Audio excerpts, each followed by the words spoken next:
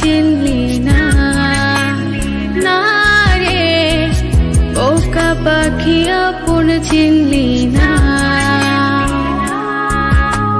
ছিলি বুকের ভিতরে রেখেছিলাম যতনে, ছিঁড়া খাইলি আমার কলিজা।